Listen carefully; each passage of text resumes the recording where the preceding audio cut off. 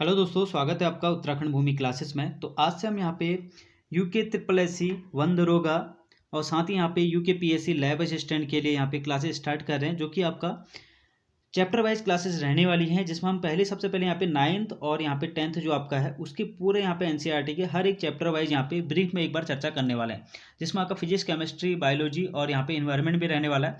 क्योंकि देखिए आपका वन दरोगा का जो सिलेबस है उसमें सबसे ऊपर की अगर आप लाइन पढ़ेंगे तो उसमें साफ साफ आपको लिखा हुआ है कि आपका जो ये परीक्षा होने वाली है, ये परीक्षा आपकी नाइन्थ और टेंथ लेवल पर होने वाली है। अब ऐसा नहीं कि हम सिर्फ इतना पढ़ के यहाँ पे खत्म कर देंगे, इसके बाद हम यहाँ पे देखेंगे एट्थ क्लास का भी देखेंगे और सेवन्थ का भी, सिक्स का भी, जो भी यहाँ पे इंपॉर्टेंट टॉपिक रहेंगे वो हम वहाँ पे फिर कवर करने वाले हैं। क्योंकि काफ़ी टॉपिक ऐसे हैं जो आपके नाइन्थ टेंथ में नहीं है और जबकि यहाँ पे सेवन्थ एट्थ में दिए हुए हैं और वहाँ से भी क्वेश्चन आपके पूछे जाते हैं। साथ ही यहाँ पे 11th 12th के भी कुछ टॉपिक हैं जिससे आपके क्वेश्चन बनने की पूरी उम्मीद रहती है, तो उसको भी हम यहाँ पे चर्चा इसके बाद करेंगे। सबसे पहले हम नाइन्थ और टेंथ खत्म करेंगे, वो भी चैप्टर वाइज। तो आज की इस वीडियो में हम दो चैप्टर यहाँ पे कवर करने वाले हैं, जो कि आपका पहला चैप्टर है हमारे आसपास के पदार्थ और दूसरा चैप्टर आपका जिसमें आपका मिश्रण, यौगिक और विलयन के बारे में यहाँ पे दिया हुआ है, वो चैप्टर है। काफ़ी महत्वपूर्ण चैप्टर है। टोटल चैप्टर की बात करें तो नाइन्थ में आपके जो एनसीईआरटी में दिए हुए हैं वो टोटल चैप्टर दिए हुए हैं 13, और अगर बात करें टेंथ में तो टेंथ में आपके जो टोटल चैप्टर हैं वो आपके चैप्टर हैं 16। टोटल चैप्टर की बात करें तो ये आपके हो जाते हैं 29 चैप्टर। तो 29 चैप्टर से ही आपका लगभग 100 क्वेश्चन यहाँ पे बनने हैं। तो आप मान सकते हैं कि एक चैप्टर से आपके कम से कम 3 क्वेश्चन तो आपको देखने को मिलने वाले हैं। अब कुछ क्वेश्चन अगर इधर उधर से बनते हैं तो उसको हटा लेते हैं, लेकिन आपको मान के चलना है कि कम से कम 3 से 4 क्वेश्चन आपको हर एक चैप्टर से देखने को मिलने वाले हैं। तो यहाँ पे हम आज 2 चैप्टर कंप्लीट करेंगे और इसी के बाद हम इन दोनों चैप्टर के एमसीक्यू भी यहाँ पे लगाएंगे। कम से कम आपको 40 एमसीक्यू मिलेंगे दोनों चैप्टर के, वो भी आपको देख लेने हैं और अपने को वहाँ पे जज करना है कि आपको यहाँ पे कितना याद हो रहा है। बात करेंगे पहले चैप्टर की, तो पहला चैप्टर आपके पास है हमारे आसपास के पदार्थ। यहाँ पे मैटर के बारे में हमारे पास में यहाँ पे दिया हुआ है। तो सबसे पहले बात करेंगे यहाँ पे पदार्थ के कणों के अभिलाक्षणिक गुण कौन से होते हैं। तो सबसे पहले बात करेंगे इनके पास आपके अभिलाक्षणिक गुण होते हैं। उसके बाद कणों में निरंतर यहाँ पे गतिशील रहते हैं, जो इसके कण होते हैं पदार्थ के वो आपके गतिशील रहते हैं और एक दूसरे से यहाँ पे आकर्षण रहता है। अब देखिए यहाँ पे इसको एक बार मैं आपको समझा देता हूँ। देखिए आपका ये कोई भी एक पदार्थ है, इसमें ये आपके कण है। अब ये कण क्या होता है, चाहे आपके ठोस हो, द्रव हो, गैस हो, इसी तरीके के कण होते हैं, बस खाली उनको दूरी के हिसाब से सब में अलग अलग रहता है। इन दो कणों के बीच में आपका आकर्षण बल रहेगा और एक गैपिंग भी रहेगी, थोड़ा गैप रहता है उनके बीच में। और कितनी आकर्षण बल है वो आपको देखने को मिलेगा। जैसे ही आप इसमें कुछ भी इसका, मान लीजिए इसको आप हीट देते हैं, तो हीट देते हैं तो इन कणों में आपका क्या होता है, कंपन स्टार्ट हो जाता है। इन दोनों कणों में आपका कंपन स्टार्ट हो जाएगा और ये आपके हिलने लग जाएंगे। एक ऐसी आपकी स्थिति आ जाती है, हम यहाँ पे इतनी हीट दे रहे हैं कि ये आपके यहाँ पर से दूर दूर हो जाते हैं, ऐसे करके आपके दूर हो जाते हैं। तो आगे आप इसको देख लेंगे। अभी तो सबसे पहले बात करेंगे पदार्थ की अवस्थाएं कौन कौन सी होती है, ठोस अवस्था, द्रव अवस्था और गैस अवस्था। तो ये तीनों जो आपको पता है। उसके अलावा भी 2 अवस्था और होती है, प्लाज्मा और बोस आइंस्टीन, उसके बारे में हम चर्चा करेंगे। लेकिन सबसे पहले यहाँ पे जो 9th क्लास में पहला चैप्टर है वहाँ पे आपका इन्हीं 3 के बारे में चर्चा करते हैं। उसके बाद हम इसी वीडियो में इन दोनों के बारे में भी चर्चा करने वाले हैं। अब देखिए यहाँ पे आपका पहला पॉइंट ये पे दिया हुआ है, क्या पदार्थ अपनी अवस्था बदल सकता है। तो देखिए अभी मैंने आपको बताया था कि जैसे ही आप उसको हीट देंगे तो उसके आपके जो कणों के बीच आकर्षण बल है और जो आपके कण हैं वो यहाँ पे क्या करते हैं, कंपन करते हैं और आकर्षण बल को एक टाइम के बाद आपका छोड़ देते हैं। तो यहाँ पे इनको चेंज कर सकते हैं। जैसे हमने इसको हीट दिया, या आपका कोई ठोस था तो हीट दिया, तो यहाँ पे आपके कणों ने कंपन करना स्टार्ट किया। कणों ने जैसे ही कंपन किया उसके बाद उन्होंने क्या किया, अपना आकर्षण बल को यहाँ पे खो दिया और वो दूर दूर हो गए। तो इस तरीके से दूर दूर हो गए तो ये आपके क्या बन गया, यहाँ पे ये आपका गैस, सॉरी, द्रव में आपका परिवर्तन हो जाएगा, ठोस का द्रव में यहाँ पे। तो इस तरीके से इसको आप परिवर्तन कर सकते हैं। ऐसी ठोस से द्रव, द्रव से गैस, और इस तरीके से इन तीनों को आप आपस में इंटरचेंज हो जाते हैं। उसके बारे में भी डायरेक्ट क्वेश्चन बनता है, अभी आगे आपको देखने को मिलने वाला है। अब देखिए जल प्रेक्षण में हम जानते हैं कि जल पदार्थ की तीनों अवस्थाओं में रह सकता है। तो ठोस जैसे बर्फ में, ठोस अवस्था की बात करें तो बर्फ, द्रव की बात करें तो जैसे जल, और गैस अवस्था की बात करें तो जल वाष्प आपका होता है। तो जल वाष्प आपका इस तरीके से आप इनको बोल सकते हैं कि तीनों अवस्था में हमारी जो पदार्थ है वो यहाँ पे रह सकता है। अब देखिए सबसे पहले दिया हुआ है तापमान परिवर्तन का प्रभाव। तो मैं आपको समझा चुका हूँ, टेम्परेचर जैसे हम उसका हाई करेंगे तो किस तरीके से यहाँ पे जो आकर्षण बल है वो टूट जाता है, कंपन हो जाता है और उसका आपका व्यवहार वो चेंज कर देता है। तो यहाँ पे देखिए ठोस के तापमान को बढ़ाने पर उसके कणों की गतिज ऊर्जा बढ़ जाती है। गतिज ऊर्जा में वृद्धि होने के कारण कण अधिक तेजी से कंपन करने लग जाते हैं। ऊष्मा के द्वारा प्रदत्त की गई ऊर्जा कणों के बीच आकर्षण बल को पार कर लेती है। तो वही बात बोली थी मैंने आपको, इस कारण कण अपने नियत स्थान को छोड़कर अधिक स्वतंत्र हो जाते हैं और गति करने लगते हैं। उसके बाद बात करेंगे यहाँ पे देखिए एक अवस्था ऐसी आती है जब ठोस पिघलकर यहाँ पे द्रव बन जाता है। तो वही चीज़ मैंने बोला आपको, यहाँ पे अगर हम उसको एक ऐसी उष्मा दे दें कि उसके कण आपस में आपके बिखर जाएं, जो आकर्षण बल है वो टूट जाए, तो आपका किस्म हो जाएगा ठोस, आपका द्रव में यहाँ पे तब्दील हो जाता है। अब यहाँ पे डायरेक्ट एक क्वेश्चन यहाँ पे पूछ लिया जाता है, जिस न्यूनतम तापमान पर ठोस पिघल कर यहाँ पे द्रव बन जाता है उसको उसका क्या बोलते हैं, गलनांक इसको बोला जाता है। तो गलनांक का आपका डायरेक्ट यहाँ पे पूछ लिया जाता है, वह न्यूनतम तापमान जिस पे आपका ठोस जो है पिघल कर आपका द्रव बन जाए उसको आपका गलनांक बोलते हैं।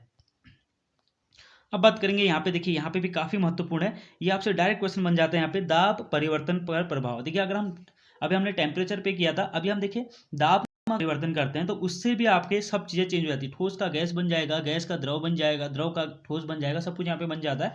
तो इस तरीके से यहाँ पे देखिए दाब के बढ़ने पर और तापमान के घटने पर गैस आपका द्रव में बदल जाती है। तो डायरेक्ट ये क्वेश्चन आपका बनता है, जो एलपीजी है, एलपीजी सिलेंडर है, उसको यही किया जाता है। तो उसमें क्या किया जाता है आपका, देखिए तापमान को बहुत घटाया जाता है और प्रेशर को आपका वहाँ पे बढ़ाया जाता है। तो उसमें देखिए आपको जो गैस है, एलपीजी गैस है, वो द्रव में तब्दील हो जाती है।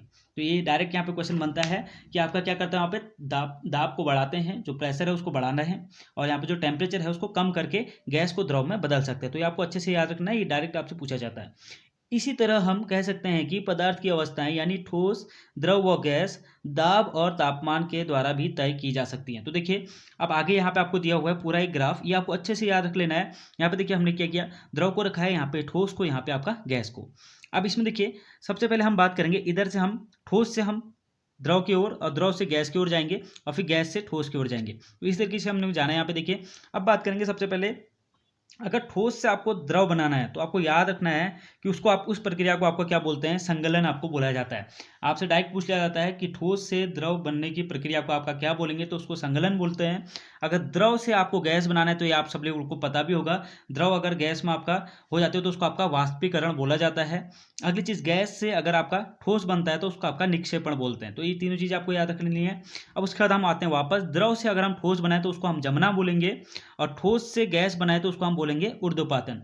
और उसी के बाद गैस के बाद अगर हम द्रव आता है, अगर गैस से हमारा द्रव बनता है तो उसको हम बोलते हैं संघनन। तो ये चीज़ आपको याद रख लेनी है। डायरेक्ट इसमें पूछ लिया जाता है कि ठोस से गैस बनने की प्रक्रिया को क्या बोला जाता है, तो उसको आपका ऊर्ध्वपातन बोला जाएगा। गैस से द्रव बनने की प्रक्रिया को क्या बोलेंगे, तो संघनन उसको बोला जाएगा। तो ये आपका काफी महत्वपूर्ण हो जाता है। यहाँ पे एक क्वेश्चन यहाँ पे आपके बनने की काफी उम्मीद हो जाती है। अब बात करेंगे वाष्पीकरण के बारे में। देखिए वाष्पीकरण क्या है और वाष्पन क्या है, दोनों अलग अलग चीजें, इसमें बात करेंगे। जल को खुला छोड़ देने पर धीरे धीरे वाष्प में परिवर्तन हो जाता है, जैसे गीले कपड़े सूख जाते हैं।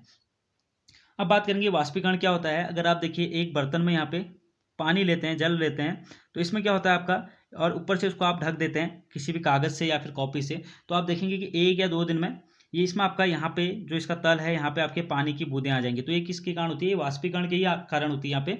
और दूसरी चीज, जो आपके कपड़े सूखते हैं वो भी आपके वाष्पीकरण का ही कारण है। साथ ही आपके जो घड़ा होता है उसका पानी जो ठंडा रहता है वो भी एक वाष्पीकरण का कारण रहता है। ये डायरेक्ट आपसे एग्जाम्पल पूछ लिए जाते हैं, इसको पूरा एक बार हम देख लेते हैं। यहाँ पे देखिए हम जानते हैं कि पदार्थ के कण हमेशा गतिशील होते हैं और कभी रुकते नहीं है। एक निश्चित तापमान पर गैस, द्रव या ठोस के कणों में विभिन्न मात्रा में गतिज ऊर्जा होती है, इसके बारे में हमने बात की अभी। अब आगे बात करेंगे, द्रवों की सतह पर स्थित कणों के कुछ अंशों में इतनी गतिज ऊर्जा होती है कि वे दूसरे कणों के आकर्षण बल से मुक्त हो जाते हैं। क्वथनांक से कम तापमान पर द्रव का वाष्प में परिवर्तन होने की प्रक्रिया को ही वाष्पीकरण बोला जाता है। तो देखिए आपका सबसे पहली चीज ये आ जाती है, यहाँ पे क्वेश्चन डायरेक्ट बन जाता है आपका कि जो आपका क्वथनांक से कम तापमान है वहां पे अगर द्रव वाष्प में बदल रहा है आपका, तो उसको हम क्या बोलेंगे, वाष्पीकरण बोलेंगे। और देखिए एक डायरेक्ट क्वेश्चन बनता है कि आपका जो वाष्पीकरण के लिए है अतिरिक्त उष्मा कितनी दी जाती है, तो यहाँ पे कोई भी अतिरिक्त उष्मा नहीं दी जाती है, ये अपना आप ही हो जाता है। यहाँ पे देखिए क्वथनांक में क्या होता है, हम टेम्परेचर देते हैं, लेकिन यहाँ पे वाष्पीकरण में हम कोई भी टेम्परेचर नहीं देते हैं। अब डायरेक्ट पूछता है यहाँ से एक क्वेश्चन ये भी बनता है कि वाष्पीकरण को प्रभावित करने वाले कारक। सीधा आपसे पूछ लेंगे कि सतह को अगर बढ़ा दी जाए तो वाष्पीकरण की दर में क्या होगी, बढ़ेगी या घटेगी, या कोई भी इफेक्ट नहीं पड़ेगा इस तरीके से। या फिर तापमान में वृद्धि करे तो वाष्पीकरण पर क्या इफेक्ट पड़ेगा, आर्द्रता में कमी या वृद्धि होगी तो वहां पे आपका वाष्पीकरण क्या रहेगा। तो देखिए इसको सिंपल से समझ लेते हैं। सबसे पहले बात करेंगे, देखिए अब यहाँ पे आपके पास एक गिलास है और यहाँ पे आपके पास कोई बड़ा बर्तन है। अब देखिए जब यहाँ पे ज्यादा आपके कण होंगे, जो शीर्ष वाले कण होते हैं उन्हीं का आपका वाष्पीकरण सबसे पहले होगा, क्योंकि वही उड़ के सबसे पहले यहाँ पे जाने वाले हैं। नीचे वाले कण जो होते हैं वो यहाँ पे सबसे पहले नहीं जाएंगे, तो ऊपर वाले जाएंगे। तो यहाँ पे देखिए अगर एरिया हम बढ़ाते हैं उसका, अगर हम वहाँ पे ऊपर का एरिया अगर उसको बढ़ाते हैं तो वहाँ पे देखिए आपका वाष्पीकरण बढ़ जाएगा। तो सबसे पहले जो आपका पॉइंट है, सतही क्षेत्र बढ़ाने पर वाष्पीकरण की दर यहाँ पे बढ़ जाती है, जैसे कपड़े सुखाने के लिए हम उन्हें फैला देते हैं। सबसे सिंपल सा एग्जाम्पल है। दूसरी बात करेंगे, टेम्परेचर में वृद्धि करें तो तापमान में बढ़ाने पर जो आपका क्या होगा, देखिए हमने इसके नीचे से अपनी कोई भी यहाँ पे अपना आग लगाई या फिर आपको किसी भी प्रकार से इसको उष्मा दे दिया, तो उष्मा दी तो यहाँ पे इनकी गतिज ऊर्जा बढ़ेगी और कण जल्दी से जाएंगे, वाष्पित हो जाएंगे इसका मतलब। तो यहाँ पे देखिए आपका, तो अगर हम टेम्परेचर बढ़ाते हैं, उष्मा देते हैं, तो यहाँ पे वाष्पीकरण की मात्रा आपकी बढ़ने वाली है। दो आपकी हो गए हैं पॉइंट क्लियर। यहाँ पे तीसरे की बात करेंगे आर्द्रता के बारे में। तो आर्द्रता आपकी क्या होती है? आर्द्रता आपकी होती है, जैसे कि ये आपका एक कोई भी बर्तन है जिसमें आपका पानी रखा हुआ है। आर्द्रता क्या होती है? आर्द्रता होती है आपकी वायु, जो इसके आसपास में वायु है उसमें आपकी जो जल की मात्रा है वो कितनी है, तो वो होती है यहाँ पे, ये आपको याद रखना है। और उसके बाद यहाँ पे बात करेंगे कि अगर आर्द्रता आपकी ज़्यादा है, आर्द्रता इसमें अगर आपकी जो वायु में है उसमें जल की मात्रा ज़्यादा है, मतलब आपके वाटर वेपर ज़्यादा है, तो वहाँ पे आपकी जो ये वाष्पीकरण है वो उतना कम होगा। तो आर्द्रता अगर ज़्यादा है तो वाष्पीकरण कम होता है, और अगर आर्द्रता कम है तो वाष्पीकरण वहाँ पे ज़्यादा होगा। चौथा पॉइंट आपके पास यहाँ पे दिया हुआ है, वायु की गति में अगर वृद्धि होती है तो वहाँ पे क्या, जो आपके कपड़े जल्दी सूख जाते हैं। एग्जाम्पल के तौर पे समझाया हुआ है, वायु के तेज होने से जलवाष्प के कण वायु के साथ उड़ जाते हैं, तो जिसके आसपास की जलवाष्प की मात्रा घट जाती है। तो देखिए वायु अगर आएगी तो वाष्पीकरण भी वहाँ पे तेज रहने वाला है। तो ये पॉइंट आपको याद रख लेने हैं।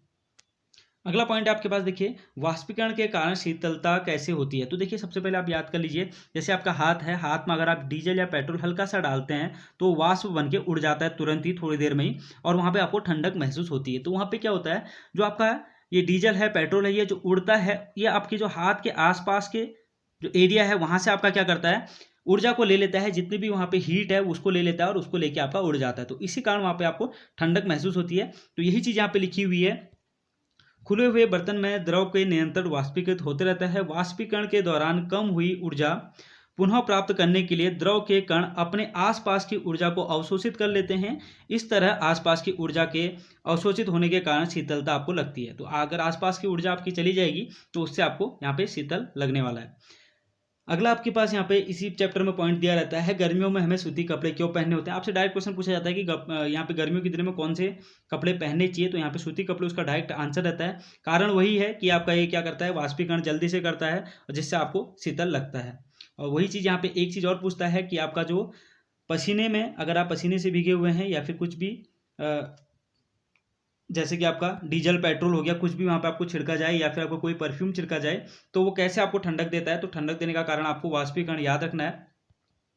अगले पॉइंट की बात करेंगे, बर्फीले जल से भरे गिलास के बाहरी सतह पर जल की बूंदें क्यों नजर आती हैं। तो वही कारण है, इसका भी वाष्पीकरण कारण है। यहाँ पे देखिए क्या होता है आपका, इसमें आपने एक गिलास में यहाँ पे पूरा जल रखा हुआ है, इसमें आपने एक टुकड़ा यहाँ पे बर्फ का डाल दिया है।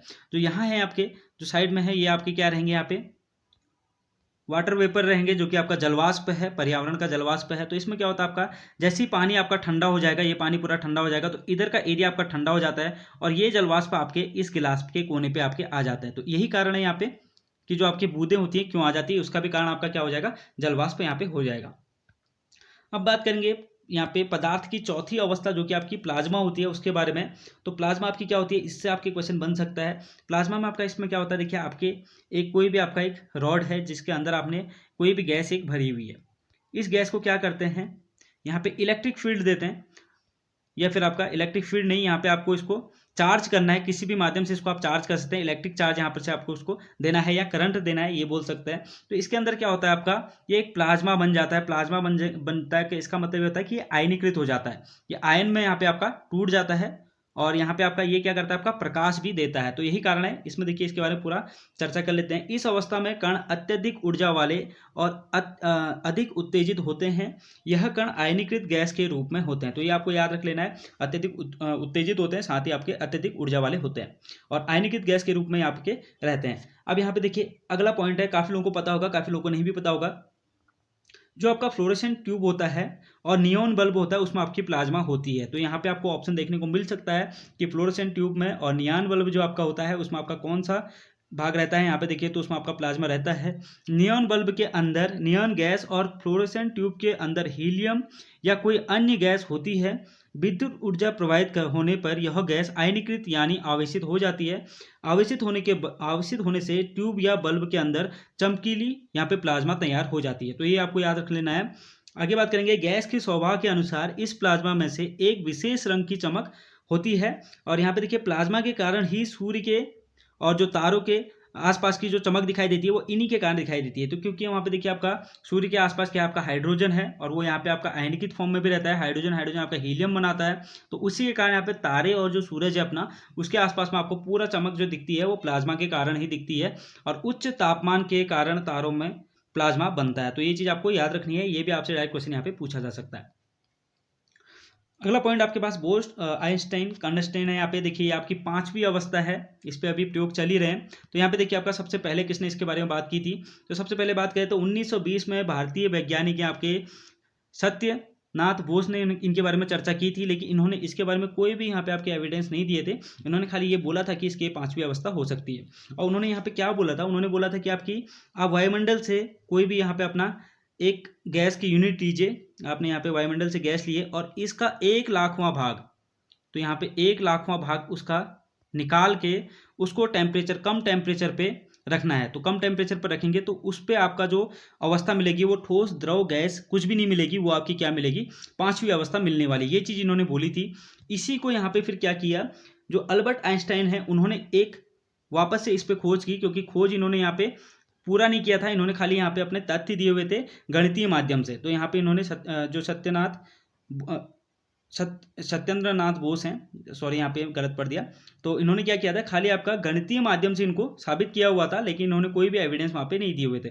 उसके बाद अल्बर्ट आइंस्टाइन आए तो उन्होंने क्या किया, इसकी पूरी यहाँ पे गणित में आपके इन्होंने भी पूरी थ्योरी दी थी कि, और लेकिन इन्होंने ये बोला था कि ये चीज़ आपकी बिल्कुल हो सकती है। अब लेकिन 2001 में क्या हुआ, अमेरिका के 3 वैज्ञानिक हैं, ये देखिए आपका इनको नोबेल पुरस्कार भी मिला हुआ है इसी के लिए, और इन्होंने इसका नाम इन पे पूरा खोज करके पूरा इसको साबित करके बोस आइंस्टाइन कंडस्टेन इसका नाम इसका रख दिया। और किसके नाम पे रखा, बोस के और आइंस्टाइन के नाम पे रखा, और इनके लिए इनको आपका नोबेल पुरस्कार भी दिया गया। ये आपका साफ साफ उसमें एनसीईआरटी में लिखा हुआ है, सामान्य वायु के घनत्व के 1,00,000वें भाग जितने कम घनत्व वाली गैस को बहुत ही कम तापमान पर ठंडा करने से तैयार हो जाएगी आपकी क्या, 5वीं अवस्था।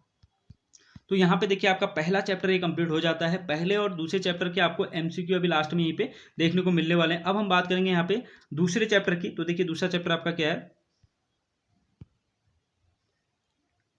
तो यहाँ पे सेकंड चैप्टर आपके पास है, क्या हमारे आसपास के पदार्थ शुद्ध हैं। तो ये आपका सेकंड चैप्टर यहाँ पे दिया हुआ है, 9th क्लास का ये सेकंड चैप्टर है और पूरा एनसीईआरटी आपको यहाँ पे दिख रही है। तो अब बात करेंगे यहाँ पे देखिए आपका सबसे पहला पॉइंट आता है उसमें मिश्रण क्या है। तो यहाँ पे देखिए आपका मिश्रण एक या एक से अधिक शुद्ध तत्वों या यौगिकों से मिलकर बना होता है, ये आप सभी लोगों को पता है। तो इसके बारे में आप आगे चर्चा करेंगे। अब यहाँ पे मेन पॉइंट आ जाते हैं विलयन के बारे में, जिसमें आपको बहुत चीज़ें देखने को मिलती हैं और काफ़ी चीज़ें यहाँ पे आपको याद भी करनी होती हैं। अब देखिए आपका विलयन क्या है, प्रायः हम एक विलयन को ऐसे तरल पदार्थ के रूप में विचार करते हैं जिसमें आपका ठोस द्रव या गैस मिले हो। देखिए आपका विलयन क्या होता है, आपके पास दो पदार्थ हैं, उनका आपका मिले ही होता है। यहाँ पे देखिए आपका, लेकिन ये आपका द्रव अवस्था में हम इसकी बात करते हैं, नॉर्मली जो बात करते हैं, लेकिन ये किसी भी अवस्था में हो सकता है, जिसमें आपका क्या होता है, एक होता है आपका विलेय और एक होता है आपका विलायक, जिसमें आपको याद रखना है ये दो चीज़ें। और इसमें आपका देखिए जो विलायक की मात्रा होती है वो हमेशा ज़्यादा होती है, जो विलेय की मात्रा होती है वो हमेशा कम होती है। विलेय क्या होता है, जो घुलता है, और विलायक क्या होता है, जो आपका घोलने वाला होता है। ये आपको याद रखना है।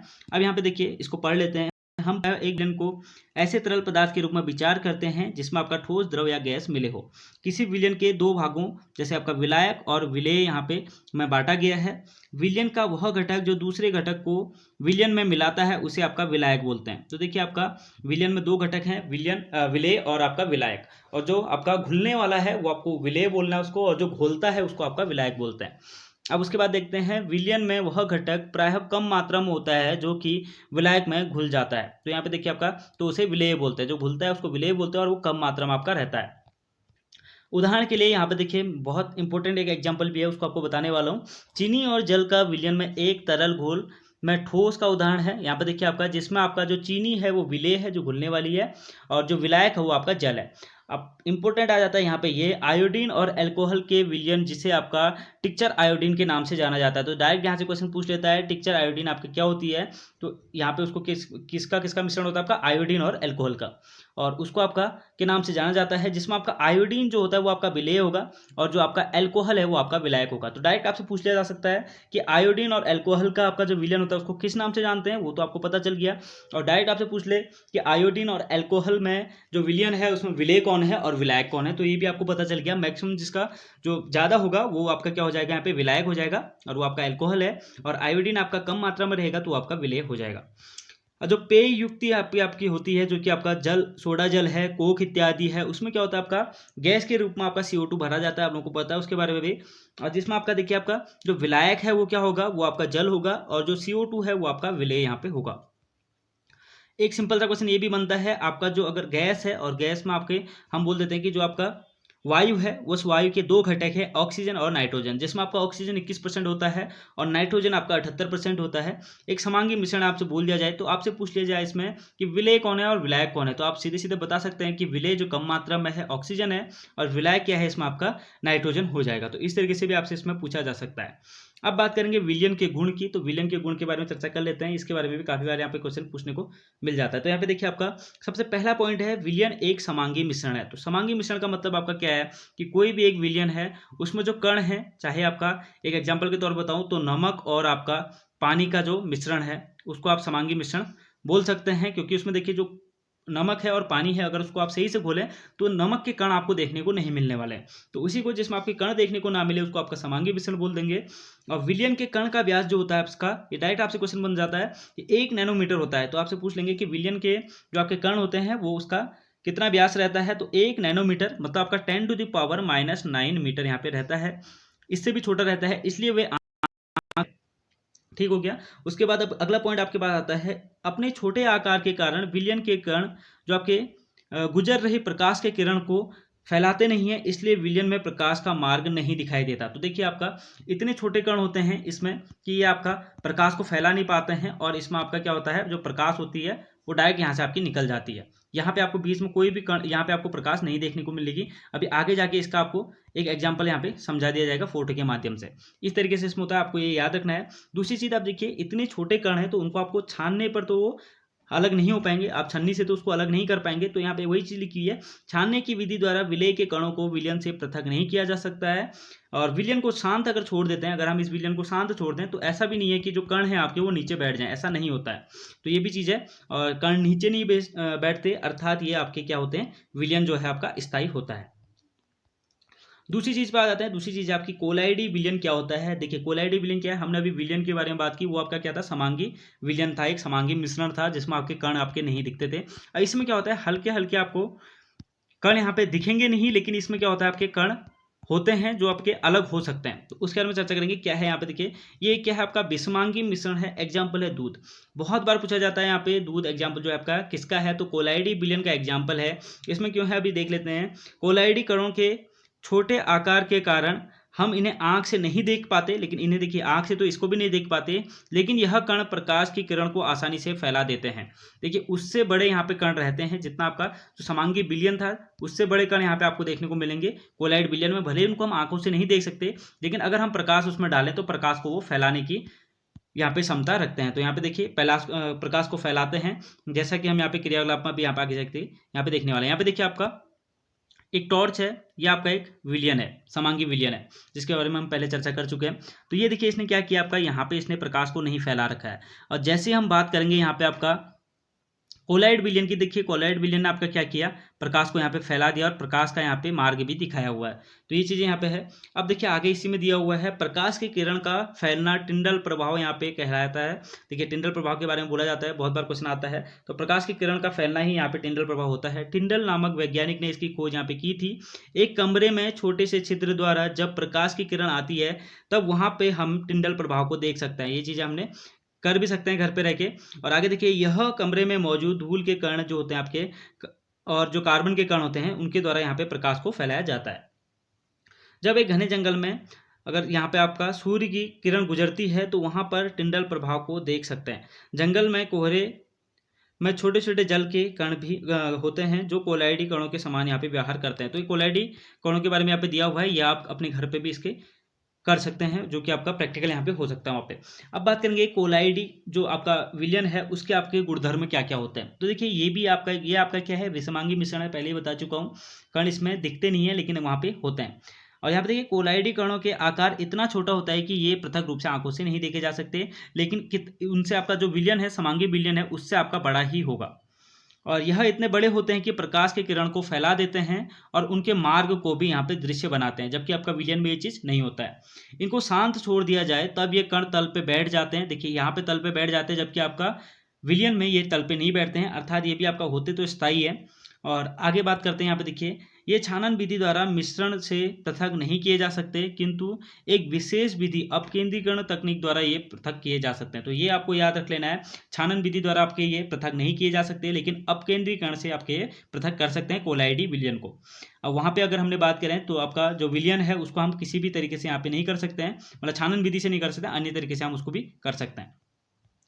अब फेमस एग्जाम्पल है इसका, काफ़ी बार पूछा जाता है, जो कि आपका है दूध से क्रीम कैसे पृथक किया जाता है। तो सीधे सीधे इसका आंसर आपका अपकेंद्रीकरण है, तो इसको आपको याद रख लेना है। साथ ही अगर बात करेंगे यहाँ पे एक दो एग्जांपल और की, तो यहाँ पे देखिए एग्जांपल है जो आपका प्रयोगशाला है, जिसमें आपका जो ब्लड है और यूरिन की जांच होती है, वहाँ पे अपकेंद्रीकरण का ही यूज किया जाता है।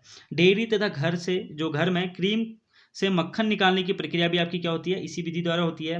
कपड़े धोने की मशीन में जो भीगे हुए कपड़े होते हैं उनको निचोड़ने में भी आपका यही यूज होता है। तो ये चीज़ आपको बता दी है। वॉशिंग मशीन हो गया, प्रयोगशाला में ब्लड और यूरिन की जो आपकी जांच रहती है उसकी हो गया, और यहाँ पे आपका दूध से मक्खन निकालना हो गया। ये तीनों आपके क्या हो जाएंगे, अपकेंद्रीकरण में आ जाएंगे। अब बात करेंगे एक दो चीज़ें और है यहाँ पे पीडीएफ में नहीं आई हुई है, उसके बारे में चर्चा कर लेते हैं। सबसे पहले हम बात करेंगे यहाँ पे निलंबन के बारे में। तो देखिए निलंबन का इसमें नहीं दिया हुआ है, निलंबन क्या होता है आपका, इसके बारे में पूरी आपको बता देता हूँ। निलंबन का आपको नोट कर लेना है। तो निलंबन भी आपका एक विषमांगी मिश्रण है, किसकी तरह, कोलाइडी विलयन की तरह। इसके कणों को लेकिन हम आंखों से देख सकते हैं, ये ऐसे कण होते हैं, इनको हम आंखों से देख सकते हैं निलंबन में, और उन दोनों में आपका नहीं देख सकते। और उसके बाद बात करेंगे, देखिए अगर कण आंखों से देख सकते हैं तो ये क्या करेंगे, प्रकाश को आपका फैलाएंगे। तो ये आपका प्रकाश को फैलाते हैं और दृष्टिगोचर यहाँ पे बनाते हैं, जो कि आपका अगर इसके अंदर से हम प्रकाश फैला रहे हैं तो इसके अंदर भी आपको प्रकाश देखने को मिलने वाला है। साथ ही बात करेंगे, अगर इनको हम शांत छोड़ देते हैं तो ये नीचे बैठ जाते हैं। मतलब अगर हम इनको शांत छोड़ दें इन कणों को, तो ये नीचे आपको बैठे हुए मिलेंगे। इस अर्थात ये क्या हो गया, आपके अस्थायी हो जाता है। तो मतलब ये विलयन क्या है, आपका अस्थायी विलयन कहलाता है।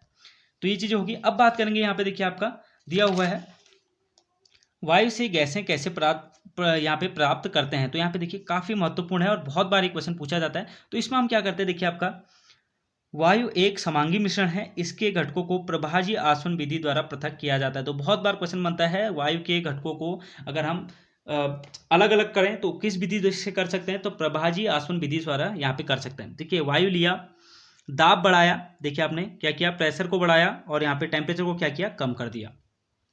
हमें क्या मिल गई, द्रवित वायु मिल गई, जैसे कि आपका क्या है, एलपीजी हमें मिल जाती है। उसके बाद देखेंगे प्रभाजी आसवन कॉलम में वायु को धीरे धीरे गर्म करते हैं। अब क्या करेंगे, यहाँ पे इसको जो द्रवित वायु है इसको हल्का हल्का हम यहाँ पे टेम्परेचर इसका इंक्रीज करते रहेंगे, और हर वायु में जितने भी घटक होते हैं उसके हर किसी का, जैसे आपका ऑक्सीजन हो गया, हाइड्रोजन हो गया, नाइट्रोजन हो गया, सबका टेम्परेचर अलग अलग रहता है। तो हल्का हल्का हम इसको, जैसे हम इसको द्रवित वायु को हम टेम्परेचर देते रहेंगे तो हर टेम्परेचर पे हर चीज़ यहाँ पे वाष्पित होकर अलग अलग जाती रहेगी। तो ये आपका ऑक्सीजन निकल जाएगा पहले मान लीजिए, फिर हाइड्रोजन निकल गया, फिर नाइट्रोजन निकल गया, तो हम इनको क्या करते हैं, अलग अलग बॉक्स में यहाँ पे जमा कर देते हैं। तो इस तरीके से आपका क्या हो जाएगा, वायु से आपका जो गैसों को प्राप्त हम यहाँ पे कर सकते हैं। जैसे यहाँ पे दिया हुआ है, देखिए कि जो क्वथनांक है ऑक्सीजन का, यहाँ पे देखिए 183, 186, 196 दिया हुआ है, आयतन आपको यहाँ पे दिया हुआ है। तो इस तरीके से हम इसको कर सकते हैं। एक यहाँ पे इस चीज़ के बारे में भी दिया हुआ है, लेकिन ये काफ़ी महत्वपूर्ण तो आपके लिए नहीं रहेगा। कि यहाँ पे देखिए आपका एक जल भंडार है, कैसे हम जल को शुद्ध करते हैं। यहाँ पे एक बताने वाली चीज़ जो है वो आपकी क्या है, यहाँ पे जो आपका होता है अंतिम टैंक में, इसको मैं आपको एक बार पूरा बता ही देता हूँ। देखिए सबसे पहले वाला क्या होता है, ठोस पदार्थों को नीचे बैठने के लिए एक टैंक आपका बनाया जाता है। इसमें क्या होता है, आपके जो बड़े बड़े कण हैं वो आपके नीचे यहाँ पे बैठ जाते हैं। उसके बाद आपका देखिए निलंबित जो अशुद्धियाँ होती है उनको अलग करने के लिए यहाँ पे आपके छोटे छोटे कण बैठ जाते हैं नीचे, और इनको यहाँ से आपका नीचे से आपका निकाल लिया जाता है। तो यहाँ पे आपका देखिए बड़े कण खत्म हो गए, यहाँ पे आपके छोटे कण खत्म हो गए। उसके बाद एक टैंक होता है आपका छानन टैंक। इसमें क्या होता है, आपके जो नीचे एरिया होता है वहाँ पे बड़े बड़े पत्थर टाइप के रख दिए, उसके ऊपर छोटे छोटे कण यहाँ पर रख दिए और उसके ऊपर आपकी जैसे बजरी वजरी इस टाइप की आपकी जो कि आपका होता है उससे भी छोटे कण है वो यहाँ पे रख दिए। तो इससे क्या होता है, जितनी भी गंदगी यहाँ से आई अब वो यहाँ से छन के यहाँ पे चले जाती है। उसके बाद बैक्टीरिया मारने के लिए क्लोरीनीकरण यहाँ पे कर देते हैं। ये आपको याद रखना है, जो क्लोरीन का यूज करते हैं बैक्टीरिया को मारने के लिए। बहुत बार पूछा जाता है क्वेश्चन, डायरेक्ट आपसे क्वेश्चन बनता है, जल से अगर बैक्टीरिया आपको खत्म करना है, अशुद्धि को खत्म करना है, तो वहाँ पे आपको किसका यूज करेंगे, क्लोरीन का यूज वहाँ पे करते हैं। अगला एक पॉइंट आता है क्रिस्टलीकरण। यहाँ पे देखिए क्रिस्टलीकरण द्वारा क्या करते हैं, इस विधि द्वारा देखिए आपका ठोस पदार्थों को शुद्ध यहाँ पे किया जाता है। तो ये आपको याद रखना है कि ठोस पदार्थों को शुद्ध करने के लिए किसका यूज करते हैं, क्रिस्टलीकरण का। अगर अनुप्रयोग की बात करें तो डायरेक्ट आपसे यहाँ पे एग्जाम्पल पूछ ले जाते हैं, समुद्री जल द्वारा प्राप्त नमन, जो आपका नमक है उसको कैसे शुद्ध किया जाता है, तो आपका क्रिस्टलीकरण द्वारा किया जाता है। अशुद्ध नमूने से फिटकरी को पृथक करने के लिए आपका किसका यूज किया, क्रिस्टलीकरण का यहाँ पे यूज किया जाता है। तो इस तरीके से आपसे पूछा जाता है। अब देखिए आप बात करते हैं भौतिक और रासायनिक परिवर्तन की, तो सेकंड चैप्टर का लगभग एंड होने वाला है, थोड़ी देर में आपको यहाँ पे एमसीक्यू देखने को मिलने वाले हैं। तो आपको पूरे एमसीक्यू यहाँ पे करना है, कितना आपको आ रहा है कमेंट बॉक्स में जरूर से बताना है, साथ ही आपको टेलीग्राम ग्रुप से भी जुड़ जाना है। अब बात करेंगे देखिए आपका भौतिक और रासायनिक परिवर्तन क्या होता है, अवस्थाओं का अंतर रूपांतरण भौतिक परिवर्तन है। और इसमें देखिए आपका मैं आपको उसको डायरेक्ट समझा देता हूँ। इसमें क्या होता है आपका, देखिए कोई भी आपका एक पदार्थ है, इस पदार्थ से हमने ए से हमने बी बनाया। आपको डायरेक्ट ये याद रखना है कि अगर ए से हमने बी बनाया है चेंजेस करके, उस बी से अगर हम ए बना सकते हैं तो वो आपका भौतिक परिवर्तन में आ जाएगा। ठीक है, और अगर आप ऐसा नहीं कर सकते, यहाँ पे देखिए आपका सिर्फ आप क्या कर सकते हैं कि आपने ए है, ए से बी बना दिया और यहाँ पर आप बी से ए नहीं बन सकता, तो वो आपका रासायनिक परिवर्तन यहाँ पे हो जाता है। तो यहाँ पे देखिए आपका रासायनिक परिवर्तन में दिया हुआ है, पदार्थ के रासायनिक गुणधर्मों का परिवर्तन लाता है, अतः हम नया पदार्थ बना पाते हैं। रासायनिक परिवर्तन को रासायनिक प्रतिक्रिया भी कहा जाता है। अब अपवाद की बात करें तो अपवाद क्या है आपका, देखिए मोमबत्ती की जलने की प्रक्रिया क्या है आपकी, भौतिक और रासायनिक दोनों प्रकार का परिवर्तन होता है। अब देखिए काफ़ी जगहों पे आपको दिखेगा कि मोमबत्ती, बहुत सारी किताबों में आपको मोमबत्ती दिखेगा, मोमबत्ती का जलना भौतिक परिवर्तन में दे दिया जाएगा और बहुत जगहों पे आपको रासायनिक परिवर्तन में दिया रहेगा। आपको क्या करना है, अगर आपसे क्वेश्चन बनता है तो यहाँ पे आपको भौतिक और रासायनिक जहाँ पे दोनों है उसी को टिक करना है। तो अगर वहाँ पे अगर ऐसा आंसर वो नहीं देता आयोग तो क्वेश्चन को उसको हटाना रहेगा। तो यहाँ पे देखिए आपका दोनों में आपका आता है, 9th क्लास में साफ साफ दिया हुआ है, ये आपका किस में आएगा, भौतिक भी और रासायनिक भी दोनों परिवर्तन में आपका आ जाता है। अब बात करेंगे यहाँ पे एक दो आपके चीज़ें हैं यहाँ पे जो पीडीएफ में नहीं आई है, उनको भी आप याद कर लीजिए। देखिए सबसे पहले क्वेश्चन बनता है कि अमोनियम क्लोराइड जो आपका होता है और कपूर होता है, नैप्थलीन होता है और एंथ्रासीन होता है, इनको आप क्या करेंगे, ऊर्ध्वपातन द्वारा इसको अलग कर दिया जा सकता है। ऊर्ध्वपातन आपको अभी बताया था मैंने, क्या बताया था, ठोस से आपका डायरेक्ट यहाँ पे क्या हो जाता है, गैस हो जाता है, ऊर्ध्वपातन। तो आपको एग्जांपल मैंने बोल दिया, इनको आपको याद रख लेने हैं या फिर नोट कर लेना है। अमोनियम क्लोराइड हो गया, कपूर हो गया, नैप्थलीन हो गया और एंथ्रासीन हो गया। तो ये आपको याद रखना है सबसे पहले। दूसरी चीज़ एक आपको याद रखनी है, बहुत ज़्यादा महत्वपूर्ण है, जो पेट्रोल है, जो पेट्रोलियम है और उससे जो विभिन्न घटक हैं उसके, उनको अगर आपको पृथक करना है तो वहाँ पे आपको प्रभाजी आसवन विधि द्वारा ही किया जाता है। जिससे आपको वायु को हमने जैसे अभी अलग किया था, वैसे आप पेट्रोल को भी वहाँ से अलग कर सकते हैं। मतलब पेट्रोल को अलग करने का मतलब कि जो आपका पेट्रोल निकल रहा है उसमें से जो विभिन्न कण हैं, जो कि आपका डीजल हो सकता है और भी अन्य हो सकते हैं, जैसे आपका तारकोल होगा या फिर एक्स्ट्रा जितनी भी चीज़ें होती हैं, वहाँ पे काफ़ी चीज़ें निकलती हैं, तो उनको भी आप किससे करेंगे, प्रभाजी आसवन द्वारा कर सकते हैं। अब बात करेंगे तत्वों के बारे में। देखिए सबसे पहले तत्वों का नामकरण किसने किया, ये पूछा जा सकता है, क्योंकि इस टाइप के क्वेश्चन पिछली बार पूछे गए हैं। तत्वों का जो नामकरण किया था, जो नाम दिया था, वो रॉबर्ट बायल ने यहाँ पे दिया हुआ था। उन्होंने कब दिया था, 1661 में। 1661 आपको याद रखने की जरूरत नहीं, लेकिन जो नामकरण किया था वो रॉबर्ट बायल ने किया था। लेकिन उसके बाद देखिए आपका लवाइजिए ने, इन्होंने क्या किया था, ये काफ़ी महत्वपूर्ण है, ये चीज़ें आपकी बन सकती है और इन्होंने काफ़ी सारी खोजें की हैं, वो भी आपको अभी आगे जाके देखने को मिलने वाली हैं। इन्होंने सबसे पहले इसकी आपकी क्या की थी, परिभाषा दी हुई थी तत्व की, और उन्होंने ये भी बोला था कि जो तत्व हैं वो धातु है, अधातु है और उपधातु है। अब देखिए धातु, अधातु और उपधातु के बारे में थोड़ा थोड़ा चर्चा कर लेते हैं, डायरेक्ट क्वेश्चन यहाँ पे बन जाते हैं। देखिए धातुएं चमकीली होती हैं और यहाँ पे इनका एक कलर रहता है, देखिए आपका सफ़ेद या फिर पीले रंग की होती है। ये फिर आपका देखिए ये ताप का और विद्युत के क्या होते हैं, आपके सुचालक होते हैं, काफी महत्वपूर्ण हो जाता है। ये तन्य होते हैं, तन्य का मतलब इनको क्या किया, अगर आप इनको खींच के इनके तार भी बना सकते हैं। और ये आपका देखिए आघातवर्तनीय होते हैं, मतलब इनका पीट कर इनको आप यहाँ पे किसी भी चादरों में इसको ढाल सकते हैं। साथ ही ये क्या होते हैं, प्रतिध्वनिपूर्ण होते हैं, अगर इनको आप किसी चीज से पीटेंगे तो ये आवाज भी यहाँ पे करेंगे। एग्जाम्पल के तौर पर सोना, चांदी, तांबा, लोहा, सोडियम, पोटेशियम, जितने भी धातु हैं ये आपके एग्जाम्पल हो गए। अब यहाँ पे एक आपका यहाँ पे अपवाद वापस से आ जाता है, ये आपको याद रखना होता है। जितने भी अपवाद है वो अच्छे से आपको नोट करने और याद करने हैं। पारा धातु होते हुए भी, देखिए पारा आपका धातु होता है लेकिन कमरे पे ताप पे आपका ये द्रव अवस्था में पाया जाता है। ऐसी अधातु में भी एक आपका अपवाद आ जाएगा, उसको भी मैं आपको अभी बता दूंगा। देखिए विभिन्न रंगों के होते हैं। उसके बाद ये ताप और विद्युत के कुचालक होते हैं। अधातु की बात करें तो कुचालक हैं। उसके बाद ये चमकीली, प्रतिध्वनिपूर्ण और आधातुवर्तनीय नहीं होती हैं। अब देखिए ये आपकी कैसी होती है, इनके एग्जाम्पल यहाँ पे दिए हुए हैं। देखिए ये देखिए सबसे पहले यहाँ पे उपधातु लिखा हुआ है, उपधातु यहाँ पे नहीं है, ये उपधातु आपका आएगा यहाँ से। तो यहाँ पे देखिएगा एग्जाम्पल देख लेते हैं पहले अधातु के। तो हाइड्रोजन, ऑक्सीजन, आयोडीन, कार्बन, जितने भी ब्रोमीन हो गया, क्लोरीन हो गया इत्यादि अधातु के उदाहरण हैं। अब देखिए ये आपके क्या रहते हैं, गैस अवस्था में रहते हैं, लेकिन ब्रोमीन आपका गैस अवस्था में नहीं रहता है, तो ये भी इसका एक अपवाद आपका हो जाएगा। अब बात करेंगे यहाँ पे उपधातु की, मतलब आपके जो सेमीकंडक्टर होते हैं, कुछ तत्व धातु और अधातु के बीच के गुण दर्शाते हैं जिन्हें उपधातु कहा जाता है। जैसे बोरोन हो गया आपका, सिलिकॉन हो गया और जर्मेनियम हो गया, ये भी आपको याद रख लेना है। अब आगे जाके आपको इसके बारे में काफ़ी डिटेल में मिलने वाला है। उसके बाद बात करेंगे यहाँ पे यौगिक क्या होते हैं। तो देखिए एक यौगिक वह है जो दो या दो से अधिक तत्वों को नियत अनुपात में रासायनिक संयोजन द्वारा बनाया होता है। तो यहाँ पे देखिए मिश्रण में देखिए आपका कोई नियत अनुपात आपका नहीं रहता है, लेकिन आपका यौगिक की जहाँ पे बात हो जाती है वहाँ पे आपका नियत अनुपात मतलब एक फिक्स रेशियो में यहाँ पे मिलाया जाता है। अब बात करेंगे यहाँ पे देखिए मिश्रण और यौगिक में अंतर आपके क्या क्या है। तो मिश्रण देखिए आपका तत्व या यौगिक केवल मिश्रण बनाने के लिए मिलते हैं किंतु किसी नए यौगिक का निर्माण नहीं करते हैं। मिश्रण के संगठन परिवर्तनीय होते हैं। मिश्रण उसमें उपस्थित घटकों के गुणधर्मों को दर्शाता है। देखिए यहाँ पे आपका गुणधर्मों को दर्शाया जाता है जो उसमें मिक्स हुए हुए हैं, और यहाँ पे आपका नहीं दिखाएगा, यहाँ पे आपका पूरा गुणधर्म यहाँ पे चेंज हो जाता है। साथ ही यहाँ पे देखिए यौगिक में जो नया संगठन बनता है वो सदैव स्थायी होता है, और यहाँ पे तत्व क्रिया करके नए यौगिक का निर्माण यहाँ पे करते हैं यौगिक में। अब यहाँ पे देखिए अगर हम इसको अलग करने की बात करें तो घटकों को भौतिक विधियों द्वारा सुगमता से अलग किया जा सकता है। और वही बात करें यहाँ पे घटकों को केवल रासायनिक या वैद्युत रासायनिक प्रतिक्रिया द्वारा ही पृथक किया जाता है। ये आपका यौगिक और यहाँ पे मिश्रण में अंतर हो गया। तो इस वीडियो में हमने 1 और 2 चैप्टर आपके 9th क्लास के कंप्लीट कर दिए हैं। ऐसी आपको आप डेली वीडियो मिलने वाली है। 9th क्लास जल्दी आपकी कंप्लीट होगी, उसका 10th में बात करेंगे। फिर 10th क्लास की जैसी कंप्लीट होता है उसके बाद हम फिर एक्स्ट्रा पॉइंट को यहाँ पे लेके जाएंगे।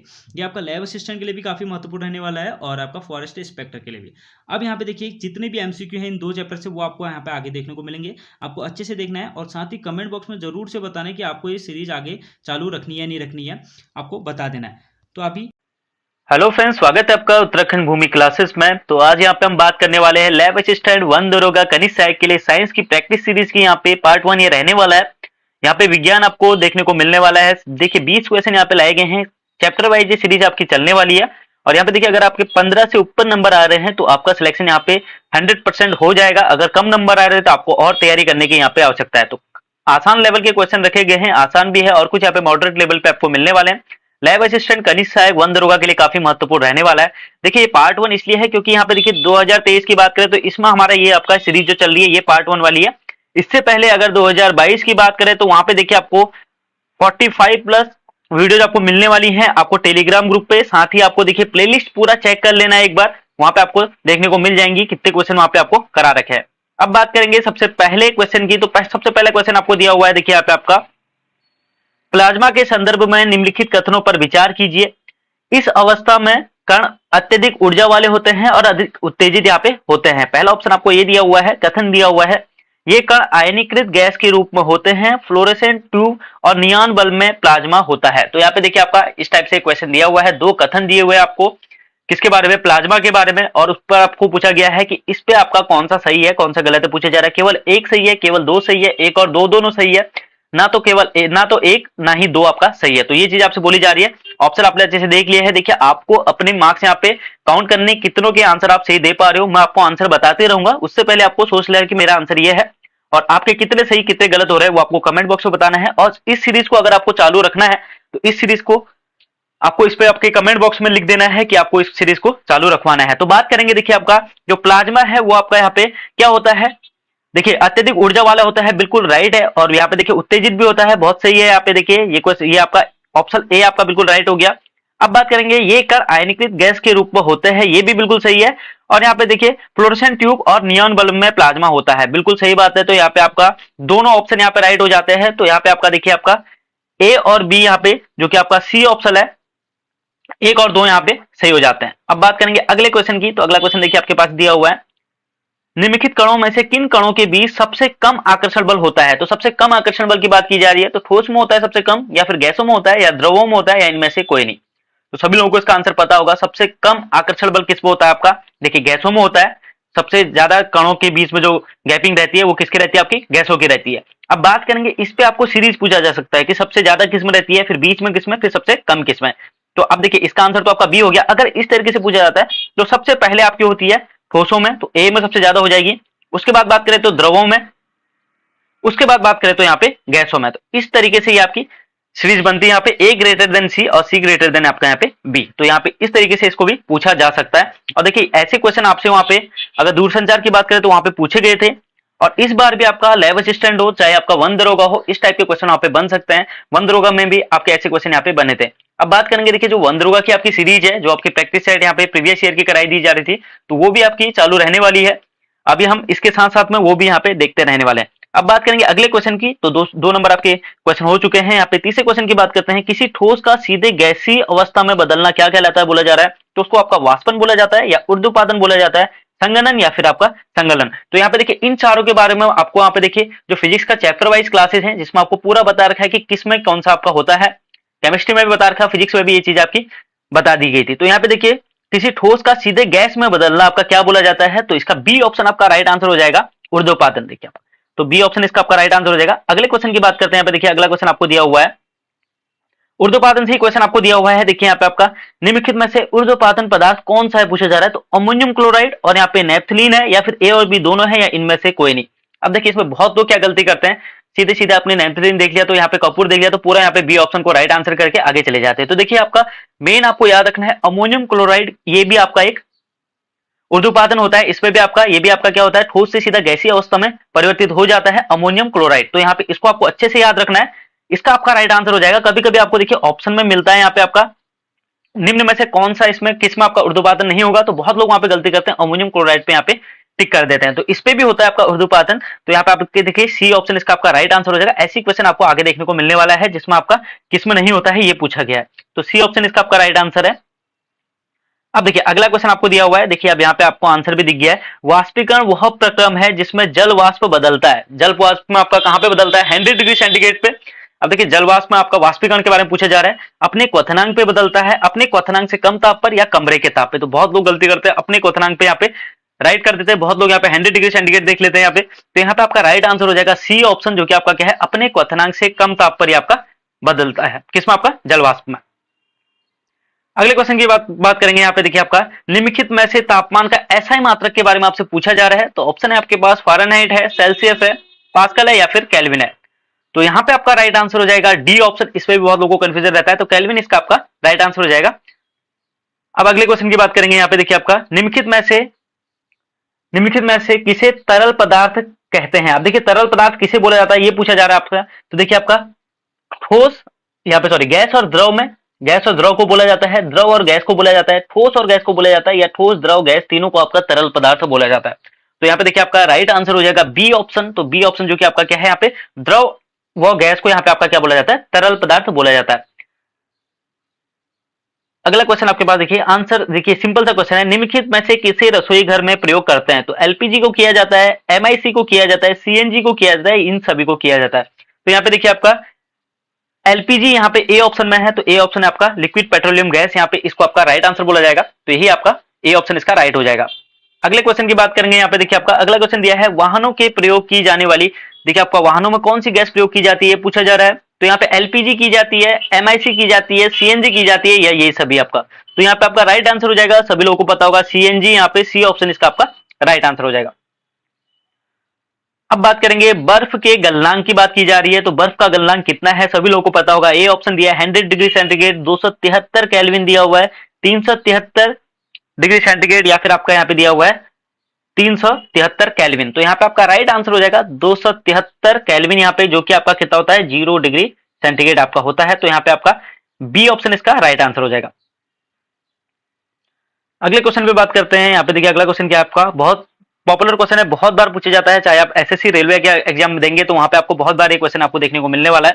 तो देखिए गर्मियों में घड़े का जल निम्नलिखित प्रक्रमों में से किसके कारण यहाँ पे ठंडा हो सकता है? तो परासरण द्वारा होता है, विसरण द्वारा होता है, वाष्पोत्सर्जन द्वारा होता है या फिर वाष्पन द्वारा होता है। बहुत लोगों को कंफ्यूजन भी होता है इस क्वेश्चन में आपका, तो इस पर आपका राइट आंसर हो जाएगा डी ऑप्शन, वाष्पन की हेल्प से ही वो आपका यहाँ पे क्या रहता है, ठंडा रहता है। अगले क्वेश्चन की बात करते हैं, निम्नलिखित में से किसको शुष्क बर्फ बोला जाता है? तो यहाँ पे शुष्क बर्फ किसको बोला जाता है? ठोस कार्बन डाइऑक्साइड को, द्रवित CO2 को, या फिर या ठोस CO को कार्बन मोनोऑक्साइड को बोला जा रहा है, या फिर आपका इनमें से कोई नहीं। तो सभी लोगों को इसका आंसर पता होगा, काफी बेसिक सा क्वेश्चन है, बहुत बार पूछा जाता है। तो ठोस कार्बन डाइऑक्साइड को आपका क्या बोला जाता है? शुष्क बर्फ यहाँ पे बोला जाता है। तो आशा करता हूं आपके जितने भी यहाँ पे क्वेश्चन मैं बता रहा हूं आपके सही होते जा रहे होंगे। अगले क्वेश्चन की बात करते हैं। यहाँ पे देखिए, निम्नलिखित में से कौन सल्फर तथा कार्बन डाइऑक्साइड का मिश्रण है? तो ये बोला जा रहा है यहाँ पे आपका, देखिए क्वेश्चन थोड़ा अलग लेवल का है, बहुत लोग इसको गलत कर देते हैं, तो आपको इसको अच्छे से देख लेना है। तो यहाँ पे क्या पूछा जा रहा है, निम्नलिखित में से कौन सल्फर तथा कार्बन डाइऑक्साइड का यहाँ पे मिश्रण है बोला जा रहा है? तो समांगी तथा टिंडल यहाँ पे प्रभाव को नहीं दर्शाता है, समांगी तथा टिंडल प्रभाव को नहीं दर्शाता है, विषमांगी होता है या फिर टिंडल प्रभाव को नहीं दर्शाता है, समांगी तथा टिंडल प्रभाव को दर्शाता है, या उपयुक्त में से कोई नहीं। तो यहाँ पे आपका इसका राइट आंसर हो जाएगा ए ऑप्शन, जो कि आपका क्या है, समांगी तथा टिंडल प्रभाव को ये नहीं दर्शाता है। तो ए ऑप्शन इसका आपका राइट आंसर हो जाएगा। अब बात करेंगे 13 नंबर क्वेश्चन आपको दिया हुआ है। देखिए, निम्नलिखित में से कौन समुद्री जल से नमक प्राप्त किया जाता है? देखिए, किस विधि द्वारा यहाँ पे समुद्री जल से यहाँ पे नमक लिया जाता है ये बोला जा रहा है। तो देखिए 9th का क्वेश्चन है, काफी महत्वपूर्ण क्वेश्चन है, बहुत बार देखने को मिलेगा आपको। तो वाष्पीकरण द्वारा करते हैं, प्रभाजी आसवन द्वारा करते हैं, या फिर क्रोमेटोग्राफी द्वारा, या अपकेंद्र विधि द्वारा। तो यहाँ पे आपको सभी लोगों को पता होगा, इसका राइट आंसर आपका ए ऑप्शन हो जाएगा, वाष्पीकरण द्वारा यहाँ पे किया जाता है, समुद्री जल से यहाँ पे नमक को अलग करते हैं। अब बात करेंगे अगले क्वेश्चन की। तो अगला क्वेश्चन आपका 13 नंबर क्वेश्चन है। यहाँ पे निम्नलिखित में से कौन ऊर्ध्वपातन पदार्थ नहीं है? इसके बारे में पहले चर्चा कर चुका हूं मैं। तो यहाँ पे देखिए, आयोडीन का आपको पता चल गया है यहाँ पे, अमोनियम क्लोराइड आपको पता है कि है यहाँ पे, कपूर का आपको पता है कि है यहाँ पे। तो अब यहाँ पे देखिए आपका कौन सा नहीं है? तो बेंजीन यहाँ पे बी ऑप्शन जो आपका इसका राइट आंसर हो जाएगा। बेंजीन यहाँ पे क्या होता है? ऊर्ध्वपातन पदार्थ यहाँ पे नहीं होता है। अब बात करेंगे अगले क्वेश्चन की। तो अगला क्वेश्चन आपको दिया हुआ है, देखिए यहाँ पे आपका, पृथक्करण फलन का उपयोग करते हैं किसको अलग करने के लिए? तो यहाँ पे देखिए, किसको अलग करने के लिए पृथक्करण फलन का उपयोग किया जाता है ये पूछा जा रहा है। तो यहाँ पे इसका आपका राइट आंसर हो जाएगा सी ऑप्शन, जो कि आपका क्या है, दो अघुलनशील द्रव्यों को यहाँ पे अलग करने के लिए इसका उपयोग किया जाता है। नेक्स्ट क्वेश्चन पे आते हैं। पे देखिए, अगला क्वेश्चन दिया है, लोहे की पिने हैं, बालू है और अमोनियम क्लोराइड के मिश्रण घटकों को अलग अलग करने के लिए यहाँ पे किस प्रक्रम का सही उपयोग किया जाएगा? तो देखिए, आपका इन तीनों का यहाँ पे मिश्रण किया गया है, तो इसमें से किस प्रक्रम द्वारा इनको अलग अलग कर सकते हैं? विलयन बनाना, फिर छानना, और फिर चुंबकीय पृथक्करण करना। ए ऑप्शन में आपको ये दिया है। दूसरा दिया हुआ है आपको चुंबकीय पृथक्करण करना, फिर और उसके बाद फिर विलयन बना के छानना। तीसरा ऑप्शन है चुंबकीय पृथक्करण और ऊर्ध्वपातन। चौथा ऑप्शन है आपके पास विलयन बनाना, फिर आसवन व चुंबकीय पृथक्करण। तो देखिए आपका क्या क्या है वहां पे दिया हुआ है। देखिए, आपका सबसे पहले दिया है लोहे की पिन है, तो आपको सीधे सीधे देख रहा है कि इसको आपका चुंबकीय पृथक्करण से इसको हम अलग कर सकते हैं। चुंबकीय पृथक्करण से क्या कर लेंगे हम, यहाँ पे पिनों से बालू अलग हो जाएगा, पिन अलग हो जाएंगे। एक साइड पे आपको यहाँ पे अभी पिन मिलने वाले हैं, तो पिन आपको मिल जाएंगे किससे? चुंबकीय पृथक्करण से। उसके बाद बात करेंगे यहाँ पे बालू और अमोनियम क्लोराइड है, तो अमोनियम क्लोराइड को आपको पता है कि यहाँ पे ऊर्ध्वपातन द्वारा अलग हो जाता है, तो ऊर्ध्वपातन करेंगे तो यहाँ पे अमोनियम क्लोराइड अलग हो जाएगा, बालू अलग हो जाएगा, और लोहे की पिने आप चुंबकीय पृथक्करण से अलग कर चुके हैं। तो कौन सा ऑप्शन राइट हो जाएगा यहाँ पे? देखिए, सी ऑप्शन इसका आपका राइट आंसर हो जाएगा, जो कि आपका क्या है, चुंबकीय पृथक्करण और ऊर्ध्वपातन से ये अलग कर सकते हैं। तो इस तरीके से क्वेश्चन आपको सोचना है और वहां पे करना है। अगला क्वेश्चन की बात करें, निम्नलिखित में से कौन गर्म करने पर संतृप्त विलयन में परिवर्तित हो जाता है? तो किसको हम संतृप्त बना सकते हैं गर्म करके? तो अति संतृप्त को कर सकते हैं, असंतृप्त को कर सकते हैं, अपघटित को, या फिर तनु विलयन को। तो सभी लोगों को इसका आंसर पता होगा, केमिस्ट्री क्लास में आपको पूरा अच्छे से बता रखा है। ए ऑप्शन इसका आपका right answer, sorry B option इसका आपका राइट आंसर हो जाएगा, जो कि आपका क्या है, असंतृप्त को अगर हम गर्म करें तो उसको हम संतृप्त बना सकते हैं। तो बी ऑप्शन इसका आपका राइट आंसर हो जाएगा। अब अगले क्वेश्चन पे जाते हैं। देखिए, आपका निम्नलिखित में से कौन टिंडल प्रभाव प्रदर्शित नहीं करता है ये पूछा जा रहा है। तो यहाँ पे देखिए, नहीं करता है सबसे पहले पूछा जा रहा है, ये आपको करता है नहीं लिखा हुआ है। तो यहाँ पे देखिए, वास्तविक विलयन करता है, सॉरी नहीं करता है, या फिर निलंबन नहीं करता है, या फिर कोलाइड विलयन आपका नहीं करता है। तो यहाँ पे देखिए, आपका ए ऑप्शन इसका आपका राइट आंसर हो जाएगा, जो कि आपका क्या है, वास्तविक विलयन है, जो कि आपका टिंडल प्रभाव को प्रदर्शित नहीं करता है, और बाकी जो निलंबन और कोलाइड है ये आपका करते हैं। अब देखिए, अंतिम क्वेश्चन है पहले क्वेश्चन की। तो यहाँ पे देखिए, निम्नलिखित में से किस विधि द्वारा दूध से क्रीम निकाली जाती है, ये आपसे पूछा जा रहा है। पहला ऑप्शन आपके पास है आसवन विधि द्वारा, क्रोमेटोग्राफी द्वारा, प्रभाजी आसवन द्वारा, या फिर अपकेंद्र विधि द्वारा। इससे पहले बात कर लेते हैं जो सी ऑप्शन आपका है क्रोमेटोग्राफी में। तो इसमें देखिए, आपको मैंने पिछले वाले एक आपको क्वेश्चन कराया था पिछले वाले पार्ट में, उसमें मैंने आपको आंसर ए दिया हुआ था, जबकि उसका आंसर आपका डी वाला था। उसमें आंसर आपका क्या था, वहां पे देखिए आपका ऑप्शन दिए हुए थे डाई में रंगों को पृथक करने के लिए, वो भी आपका राइट आंसर था क्रोमेटोग्राफी के लिए। साथ ही आपका प्राकृतिक रंगों के पिगमेंट को पृथक करने के लिए, तो वो भी आपका राइट आंसर है, प्राकृतिक रंगों के पिगमेंट को भी अलग किया जा सकता है यहाँ पे क्रोमेटोग्राफी द्वारा। साथ ही आपके रक्त से नशीले पदार्थों को पृथक करने के लिए भी क्रोमेटोग्राफी का यूज यहाँ पे किया जाता है। तो उसका आंसर वहां पे आपको डी ऑप्शन लगाना है, जो कि आपके तीनों सही थे। अब इस क्वेश्चन की बात करते हैं, यहाँ पे देखिए आपका दूध से क्रीम निकालने की विधि आप सभी को पता होगी। यहाँ पे डी ऑप्शन इसका राइट आंसर हो जाएगा, जो कि आपका क्या है, अपकेंद्र विधि द्वारा इसको निकाला जाता है। अब बात करेंगे सब यहाँ पे अगले क्वेश्चन की। तो अगला क्वेश्चन आपको दिया हुआ है, पेट्रोलियम व वायु के घटक को प्राप्त करने के लिए कौन सी विधि का यूज किया जाता है? आसवन द्वारा किया जाता है, प्रभाजी आसवन द्वारा किया जाता है, क्रोमेटोग्राफी द्वारा किया जाता है, अपकेंद्र विधि द्वारा किया जाता है। तो देखिए क्रोमेटोग्राफी द्वारा मैंने आपको बता दिया रंगों के लिए है, चाहे डाई के रंगों को पृथक करने के लिए, प्राकृतिक रंगों के पिगमेंट को अलग करने के लिए, या फिर रक्त से नशीले पदार्थ को अलग करने के लिए क्रोमेटोग्राफी का यूज किया जाता है। अगला ऑप्शन है यहाँ पर डी ऑप्शन आपके पास है अपकेंद्र विधि द्वारा। तो अपकेंद्र विधि द्वारा आपको पता है दूध से क्रीम को अलग करने के लिए, या फिर आपका इसका जो आपका कपड़े धोने वाली चीजें होती है उसमें भी आपका अपकेंद्र विधि का यूज किया जाता है, जो कि आपकी वॉशिंग मशीन है उसमें भी अपकेंद्र विधि का यूज होता है। अब बात करेंगे आसवन विधि का और प्रभाजी आसवन विधि का। देखिए आसवन विधि आपकी क्या होती है, जहां पे आपका जो क्वथनांक है उनके बीच का अंतर काफी ज्यादा होता है। सबसे पहले तो बात करें जो आसवन विधि है वो आपकी दो जो घुलनशील द्रवों के मिश्रण को अलग करने की विधि है। आसवन विधि की बात करें तो वही आपका प्रभाजी आसवन भी सेम चीज है, लेकिन आसवन में आपको एक चीज याद रखनी है, यहाँ पे आपको याद रखना है कि आपका जो अंतर है उनके बीच का जो क्वथनांक का अंतर होगा वो ज्यादा होगा, तो उस चीज में आपका आसवन विधि का यूज किया जाएगा। अब यहाँ पे बात की जा रही है पेट्रोलियम और वायु के घटकों के मतलब घटक को प्राप्त करने की कौन सी विधि है, तो यहाँ पे प्रभाजी आसवन यहाँ पे आंसर हो जाएगा। इसका बी ऑप्शन इसका आपका राइट आंसर हो जाएगा। तो यहाँ पे देखिए आपका बहुत बार पूछा जाता है पेट्रोलियम का भी और वायु का अलग अलग भी पूछा जाता है, तो प्रभाजी आसवन इसका आपका राइट आंसर हो जाता है।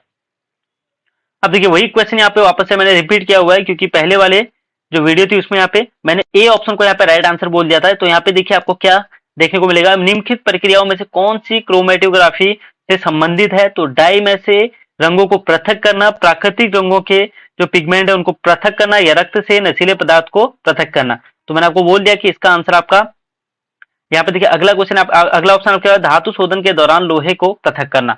तो यहाँ पे बात करेंगे इसका आपका राइट का आंसर क्या हो जाएगा। जो तीनों ऑप्शन है स्टार्टिंग के फर्स्ट सेकंड और थर्ड जो कि यहाँ पे है ए ऑप्शन, वो यहाँ पे राइट आंसर हो जाएगा। डी ऑप्शन इसका आपका गलत है, तो यहाँ पे आपका ए ऑप्शन इसका राइट आंसर हो जाएगा। अगले क्वेश्चन की बात करें तो अगला क्वेश्चन आपको दिया हुआ है रक्त से नशीले पदार्थ को अलग करने के लिए कौन सी विधि होती है? अभी बात की है क्रोमेटोग्राफी, सी ऑप्शन इसका आपका राइट आंसर हो जाएगा। अगले क्वेश्चन की बात करते हैं, यहाँ पे देखिए निम्नलिखित प्रक्रियाओं में से कौन से क्रिस्टलीकरण विधि के अनुप्रयोग है? क्रिस्टलीकरण यहाँ पे आपको दिया हुआ है, उसका कौन सा अनुप्रयोग है ये आपसे पूछा जा रहा है। तो ऑप्शन आपको दिया हुआ है समुद्री जल से प्राप्त नमक को शुद्ध करना, नमक से कपूर को पृथक करना। अब इस एग्जाम्पल को आप देख सकते हैं, नमक से कपूर को अगर पृथक करेंगे तो आपका ऊर्ध्वपातन विधि द्वारा आप कर सकते हैं, तो बी ऑप्शन इसका आपका सीधे सीधे गलत हो जाता है। अशुद्ध नमूने से फिटकरी को पृथक करना, ये भी आप कर सकते हैं इससे। और साथ ही बात करें अगर आपका देखिए एक और तीन यहाँ पे अभी तक सही लग रहे हैं। चौथे की बात करें तो वायु से विभिन्न गैसों को पृथक करना, इसके बारे में हम चर्चा कर चुके हैं, जो कि आपका प्रभाजी आसवन का एग्जाम्पल है। तो एक और तीन इसका आपका राइट आंसर हो जाएगा। इस तरीके से आप इस क्वेश्चन को कर सकते हैं। अब अभी किसी को लगता है कि एक ऑप्शन इसका राइट है, तीसरे का पता नहीं है, तो केवल एक वाला आंसर होना चाहिए। तो यहाँ पे देखिए आपको केवल एक वाला आंसर दिखेगा ही नहीं, तो एक और तीन दिख रहा है, तो बी ऑप्शन इसका आपका राइट आंसर हो जाएगा। अगले क्वेश्चन की बात करें तो अगला क्वेश्चन आपको दिया हुआ है, यहाँ पे देखिए क्रोमेटोग्राफी का यूज दिया हुआ है, डाई से रंगों को अलग करना। वही वाला क्वेश्चन जो मैंने आपको पहले यहाँ पे ए ऑप्शन इसका राइट आंसर कर दिया था, वही ऑप्शन यहाँ पे फिर से देखने को मिल रहा है। वही क्वेश्चन है, एक्स्ट्रा क्वेश्चन है यहाँ पे आपका 20 की जगह 21 क्वेश्चन आपको देखने को मिलने वाला है। तो प्राकृतिक रंगों के से लवकों को अलग करने की विधि, रक्त से नशीले पदार्थ को दूर करने की विधि, या उपयुक्त सभी। तो डी ऑप्शन इसका आपका राइट आंसर हो जाएगा क्रोमेटोग्राफी का। अगला क्वेश्चन आपके पास है, यहाँ पे देखिए आपका निम्नलिखित में से कौन धातु के गुण है? तो धातु का कौन सा गुण है यहाँ पे पूछा जा रहा है। ए ऑप्शन आपको दिया हुआ है चमकीली व गहरे रंग का होता है, विद्युत व ताप का सुचालक होता है, आघातवर्तनीय होता है, व तन्य होता है, या फिर उपयुक्त सभी। तो आप सभी को लोगों को इसका आंसर पता है, डी ऑप्शन इसका आपका राइट आंसर हो जाएगा। देखिए आपके कितने मार्क्स आ रहे हैं आपको कमेंट बॉक्स में जरूर से बताना है। अब आगे बात करते हैं, साथ ही आपको कमेंट में लिखते रहने की कौन सा आपका आंसर सही आ रहा है। निम्नलिखित में से कौन कमरे के ताप पे यहाँ पे द्रव धातु है? तो यहाँ पे देखिए धातु पूछा जा रहा है, बहुत बार गलती यहाँ पे करते हैं। तो धातु पूछा जा रहा है, तो यहाँ पे देखिए टिन, ब्रोमीन, पारा और बोरोन। तो यहाँ पे सी ऑप्शन इसका आपका राइट आंसर हो जाएगा, जो कि आपका क्या है यहाँ पे पारा होता है। अब अगले क्वेश्चन पे यहाँ पे देखिए अधातु पूछा गया है। ऊपर वाले क्वेश्चन में आपको देखने को मिला कि धातु पूछा गया था जो आपका द्रव अवस्था में रहता है। अब यहाँ पे अधातु की बात की जाए तो वही क्वेश्चन है सेम टू सेम। यहाँ पे देखिए निम्नलिखित में से कौन कमरे के ताप पर द्रव अधातु है? तो टिन है, ब्रोमीन है, या फिर पारा या बोरोन। तो राइट आंसर आपको पता है इसका बोरोन हो जाएगा, जो कि आपका एक अधातु है और ये आपका कमरे के ताप पे द्रव अवस्था में पाया जाता है। अगले क्वेश्चन की बात करते हैं। अपकेंद्रण विधि के माध्यम से संपन्न प्रक्रियाओं पर विचार कीजिए। तो यहाँ पे देखिए आपका अपकेंद्रण के एग्जाम्पल आपसे पूछे जा रहे हैं। तो यहाँ पे देखिए आपका पहला ऑप्शन है आपके पास है जांच प्रयोगशाला में रक्त और मूत्र की जांच करने के लिए, डेयरी या घर में क्रीम से मक्खन निकालना, या कपड़े धोने की मशीन में भीगे कपड़ों को सुखाना। तो यहाँ पे आपका देखिए तीनों ऑप्शन इसके राइट आंसर है। तीनों आपको याद करने हैं। अपकेंद्रण के ये एग्जाम्पल तीनों के तीनों है, कोई भी एक पूछा जा सकता है। तो जहां पे आपको 1 2 3 दिख रहा है वो आपको राइट आंसर मार देना है। तो यहाँ पे देखिए डी ऑप्शन इसका राइट आंसर है, जो कि आपका 1 2 और 3 यहाँ पे तीनों राइट हो जाएंगे। अब बात करेंगे अगले क्वेश्चन की। तो यहाँ पे देखिए दो घुलनशील द्रव अलग किए जा सकते हैं। आसवन विधि द्वारा किए जा सकते हैं, भारण विधि द्वारा किए जा सकते हैं, पृथक्करण द्वारा, या फिर ऊर्ध्वपातन द्वारा। तो देखिए आपका ऊर्ध्वपातन तो सीधे गलत हो जाएगा, जो कि आपका घुलनशील द्रव को अलग करने की बात की जा रही है। तो यहाँ पे देखिए आपका भारण विधि भी यहाँ पे गलत हो जाएगा, पृथक्करण से भी नहीं कर सकते। तो यहाँ पे आसवन विधि यहाँ पे राइट आंसर हो जाएगा आपका।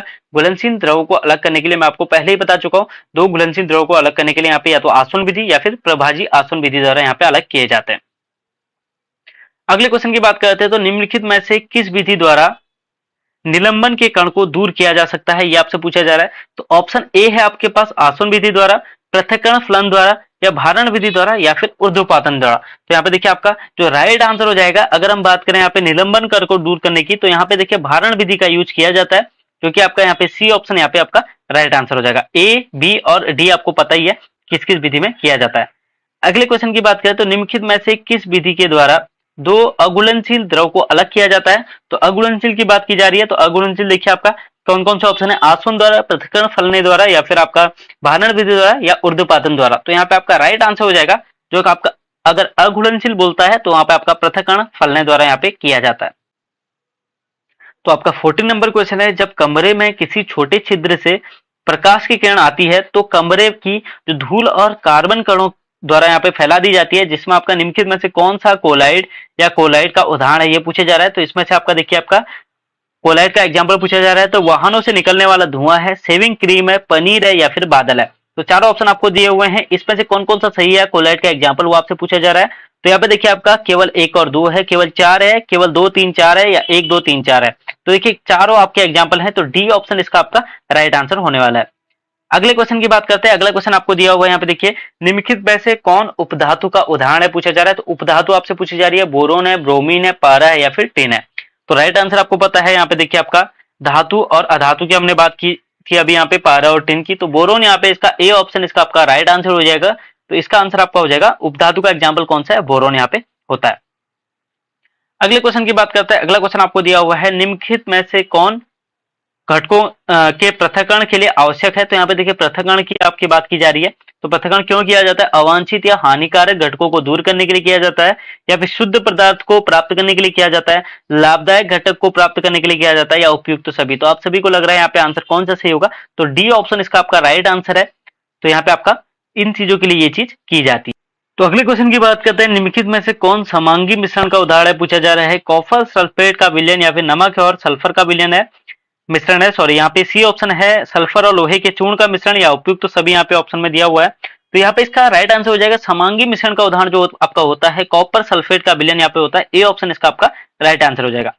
अगले क्वेश्चन की बात करते हैं। अगला क्वेश्चन आपको दिया हुआ है, 18 नंबर क्वेश्चन है आज की सीरीज का। तो यहाँ पे बात करेंगे, दो या अधिक पदार्थों के समांगी मिश्रण को क्या बोला जाता है? विलयन बोला जाता है, या फिर आपका निलंबन बोला जाता है, कोलाइड बोला जाता है, या फिर इनमें से कोई नहीं। तो देखिए दो या दो से अधिक यहाँ पे समांगी अगर मिश्रण होता है तो यहाँ पे उसका आंसर रहेगा ए, यहाँ पे विलयन उसको बोला जाता है। अगले क्वेश्चन की बात करते हैं। अगला क्वेश्चन देखिए आपके पास ये दिया हुआ है, निम्नलिखित में से कौन सी निलंबन की विशेषता है? निलंबन की विशेषता आपसे पूछी जा रही है, काफी महत्वपूर्ण क्वेश्चन है, बहुत बार ये क्वेश्चन देखने को आपको मिलने वाला है। तो यहाँ पे समांगी मिश्रण होता है, विषमांगी मिश्रण जिसमें घुलित कणों को आंखों से देखा जा सकता है या फिर नहीं देखा जा सकता, या उपयुक्त सभी। तो राइट आंसर इसका आपका देखिए निलंबन है। तो निलंबन एक विषमांगी मिश्रण होता है जो कि आपका आंखों से उसके कणों को आप नहीं देख सकते हैं। तो बी ऑप्शन इसका आपका राइट आंसर हो जाएगा। ये क्वेश्चन बहुत बार पूछा गया है और आपको केमिस्ट्री की क्लास में पूरा इसके बारे में बताया था। यहाँ पे आपके कणों का आकार कितना होता है, कितना उसका व्यास होता है, और कहाँ कहाँ पे इसको देखा जाता है, कहाँ पे इसका एग्जाम्पल है, पूरा यहाँ पे इसके बारे में एक्सप्लेन किया है। जिन्होंने नहीं देखी है प्लेलिस्ट आपको पूरी देख लेनी है। अब बात करेंगे विलियन है एक क्या है, समांगी मिश्रण है। तो पहले ऑप्शन इसका राइट आंसर हो जाता है, ए ऑप्शन इसका कि आपका समांगी मिश्रण यहाँ पे होता है। अब अगले क्वेश्चन की बात करते हैं। यहाँ पे देखिए अगला क्वेश्चन आपको दिया हुआ है कोलाइड क्या है। तो इससे पहले आपने निलंबन देख लिया, कोलाइड क्या है, समांगी मिश्रण है। तो समांगी मिश्रण आपका विलियन होता है, ये आपको अच्छे से याद रखना है, सिंपल सा क्वेश्चन पूछा जा सकता है। अगला आपको दिया है विषमांगी मिश्रण है, जिसे घुलित कण आंखों से देखे जा सकते हैं। तो यहाँ पे देखे जा सकते हैं की बात कर रहा है, ये आपका क्या है, निलंबन होता है। बी ऑप्शन अगर बात करें तो निलंबन को बोला जाता है। अब सी ऑप्शन आपको देखिए विषमांगी मिश्रण है, जिसमें घुलित कण आंखों से ना देखे जा सके। तो यही आपका राइट आंसर है, सी ऑप्शन इसका कोलाइड, इसको ही बोला जाता है आपका, जिसको आप आंखों से नहीं देख सकते और यहाँ पे एक विषमांगी मिश्रण होता है। तो इसका आपका आंसर हो जाएगा सी ऑप्शन। ए ऑप्शन से आपको देखो, आपको समांगी मिश्रण से विलियन का पता चल गया कि विलियन एक समांगी मिश्रण होता है। विषमांगी मिश्रण जिसमें घुलित कण आंखों से देखे जा सकते हैं वो आपका निलंबन होता है, और विषमांगी मिश्रण जिसमें घुलित कण आंखों से नहीं देखा जा सकता उसको आपका बोला जाता है कोलाइड विलियन। तो यहाँ पे देखिए आपका तीनों आपको इसके बारे में पता चल गया। तो आज तो देखिए आपको वीडियो को शेयर करना है, पसंद आई तो लाइक करना है, साथ ही आपको टेलीग्राम ग्रुप से ज्वाइन हो जाना है। और बात करें प्लेलिस्ट की, तो प्लेलिस्ट आपको पूरी देख लेनी है, काफी महत्वपूर्ण रहने वाली है। अगर आप दूरसंचार का पेपर देखेंगे या फिर आपको इससे पहले जो वंदरोगा का पेपर हुआ था उसको देखेंगे, तो काफी जो साइंस के क्वेश्चन है वो वहां से पूछे गए हैं। तो आपको अच्छे से देख लेना है, काफी आपके लिए इंपॉर्टेंट रहने वाला है। फिर मिलता है अगली वीडियो में। Thank you so much.